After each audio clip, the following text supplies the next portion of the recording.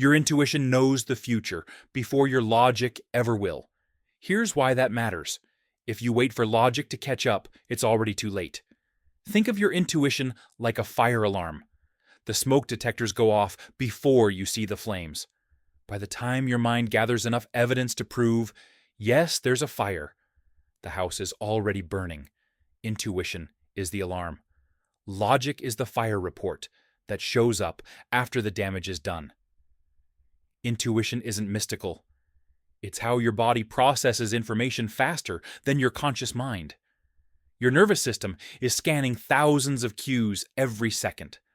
Micro expressions, tone shifts, changes in energy. You feel it as a gut sense, a sudden unease, or a pull in your chest. That's why intuition feels like it knows ahead of time. Because it does. It reads patterns your logic can't yet piece together. That's future knowledge, your body alerting you before your mind has proof. Logic is slow. It needs data points, it needs evidence, it needs a story that makes sense. So what happens? You get a gut feeling, but then your mind says, wait, do I have enough proof? What if I'm wrong? You hesitate, you rationalize, you talk yourself out of it. But by the time logic has lined up enough evidence, it's too late. The fire is already raging. The boundary has already been crossed. The damage is already done. Logic confirms. Intuition prevents. Think about the friend who ignored their gut about a relationship until it ended in disaster. The intuition knew. The red flags were there. But logic kept saying, give them a chance. Or the person who felt something was off walking down a street but overrode it, only to run into danger. Intuition whispered, but logic argued it away. On the flip side, the people who succeed wildly, entrepreneurs, athletes, artists, all say the same thing.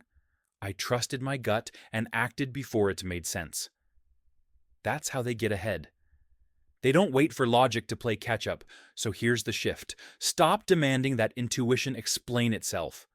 Stop waiting for the mind to agree before you act.